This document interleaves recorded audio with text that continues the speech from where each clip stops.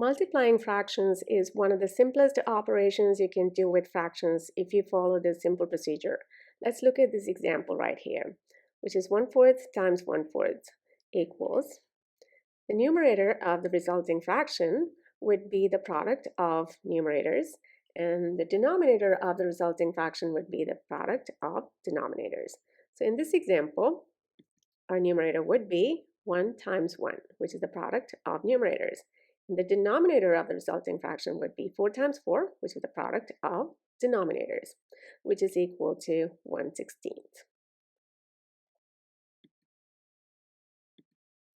Let's look at another example. 2/3 times 1/5 times 3/4. So in this example, we have 3 terms. So how do we do that? So we follow the same procedure no matter how many terms we multiply. So our resulting numerator would be 2 times 1 times 3. That is the product of all numerators. And the denominator would be the product of all denominators, which is 3 times 5 times 4. And our answer would be 6/60. It's just that simple. Then why is this video longer than a minute? Well, some great minds don't blindly follow some procedure taught to them by teachers. They want to know why they should follow the procedure. So let's just explore. Think, what would have happened if Sir Isaac Newton never thought why apples fell down instead of going up? Well, we wouldn't have known about gravity, which is one of the base of all the inventions, all the important inventions in the universe. So it became one of the fundamental laws of physics, and it changed the course of science and mathematics.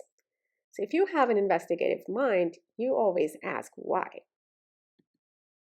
So here, if 1/4 times 1/4 equals 1 times 1 divided by 4 times 4, then why 1/4 plus 1/4 is not equal to 1 plus 1 divided by 4 plus 4? Why you do not add the denominators?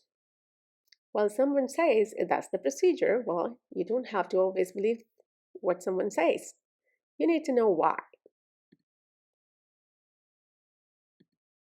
So why is it 1 plus 1 divided by 4 instead of 1 plus 1 divided by 8? Why is it 2/4? It's a very valid question. To understand this, we need to know what is a fraction. Fraction is part of a whole or part of a group. It is written as 2/3, or we call it as 2/3. So 2 is the numerator and 3 is the denominator. And numerator and the denominator, they're separated by a division line. And what does the denominator represent? It represents the total number of equal parts in a whole. In this example, the whole is divided into 3 equal parts. And what does the numerator represent? Numerator represents number of parts we are talking about, or the number of parts in the context. Let's use an area model to understand this further. Here is a circle which is one whole. Since our denominator is 3, we have to cut the circle into 3 equal parts. So now we have 3 equal parts in our circle. Let's say numerator 2 represents the part, those are shaded. So we shade 2 of these parts. So fraction 2/3 represents the shaded part of the circle. Now that you understood how to represent part of a whole as a fraction, let's apply fraction to a real-life scenario and understand how addition and multiplication of fractions work in different scenarios. In this example, Maria invites 3 of her friends, Amy, Mia, and Anna, to her birthday party. She ordered 1 large pizza for all 4. So, what fraction of pizza each one would get? Including Maria, there are 4 of them. So, we slice the pizza into 4 equal parts. So, each one is going to get 1 slice. How do we represent that as a fraction? Just from what we learned, to represent a part as a fraction, first we have to write the denominator, which is the total number of equal parts in one whole. In this case, it is 4. So our numerator is going to be the number of parts in context, or the number of parts that we're talking about. So in this case, it is the one slice of pizza. So our numerator is just 1. So our answer to the question, what fraction of pizza each one would get, is 1/4. Now let's extend our question and find out what fraction of pizza Mia and Amy together would get. Previously, we found out that each one is going to get 1/4 of a slice. Mia would get 1/4 and Amy would get another 1/4. So what fraction of pizza Mia and Amy together would get? We just simply add these two fractions. And our resulting fraction is going to look like this. And how do we represent this as a fraction? So first we write the denominator. So the denominator is the total number of equal parts in one whole. So in this one whole pizza has 4 equal parts. So 4 would be the denominator. And what is going to be the numerator? So the numerator is the number of parts that we are talking about, or the number of parts in context, which is this one slice plus another slice. So which is 2/4. Here you can see that we did not add the denominators, because when you add two fractions with common denominators, the resulting sum will also have the same denominator. In this case, it's 4, as the total number of equal parts in one whole does not change. So in this case, the total number of equal parts in a whole after adding is still 4. But the method will be different when you add two fractions with different denominators. Say, for example, if you add 1/4 and 1/5, we cannot apply this method. So that's going to be different, and we are going to cover that in a different tutorial. Let's further extend the scenario. Let's say everyone else had their slice of pizza except for Mia. Mia saves her slice for later. 3 more friends of Maria shows up unexpectedly. So if Mia decides to share her slice, what fraction of pizza Mia would get now? Now, again, there are 4 people to share 1/4 of a pizza. So Mia cuts the pizza into 4 equal slices. Now Mia would get just 1 part of this 1/4. That is 1/4 of 1/4. So how can we represent this 1/4 of a 1/4 as a fraction? So to find the fraction of pizza Mia would be getting, we have to first find how many equal size slices one whole can be split into. So in this case, each fourth can be split into 4 equal sized slices. So our total number of equal parts in one whole would be 4 plus 4 plus 4 plus 4.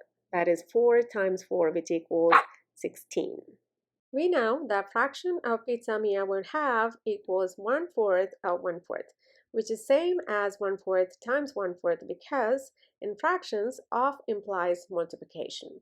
From this area model, the fraction of pizza Mia would have equals number of parts in context divided by the total number of equal parts.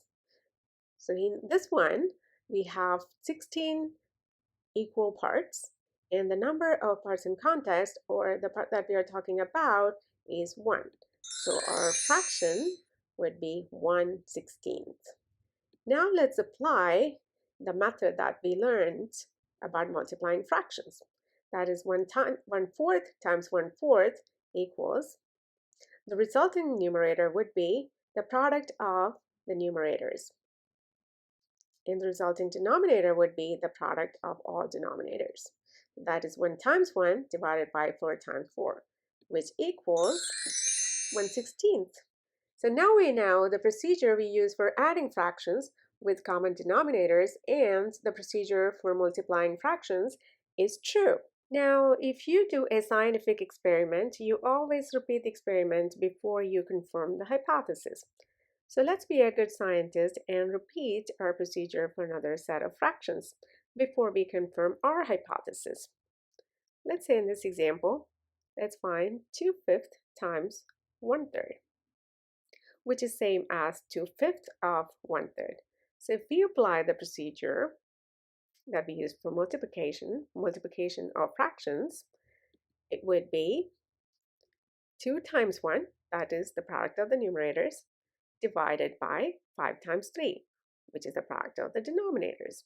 So we get 2/15. Let's use our area model to confirm this. So here we have a circle which represents one whole. So now we have to find 1/3 of the circle. So for that, we divide the circle into 3 equal parts. And the shaded area in blue represents 1/3 of this whole. Now let's find 2/5 of this 1/3. And how do we find that? We have 5 in the denominator, so we cut this into 5 equal segments. And how do we find the 2/5? Just shade 2 parts of it. Now to find the fraction that represents 2/5 of 1/3, we have to cut the whole circle into equal parts. So each third is cut into 5 equal parts. Now we have 5 equal parts in every third of the circle.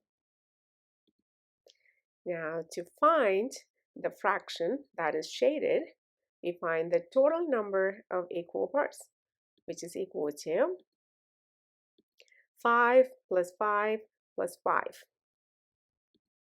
And what is the numerator? Is the part that we are talking about, which are these two shaded parts, which is equal to 1 shaded part plus another shaded part, which is 1 plus 1, which is equal to 5 plus 5 plus 5 is 5 added to itself 3 times. So that's 5 times 3.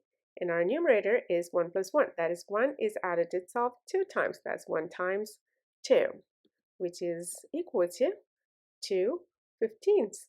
So we get 2/15 in both methods. So this proves our hypothesis.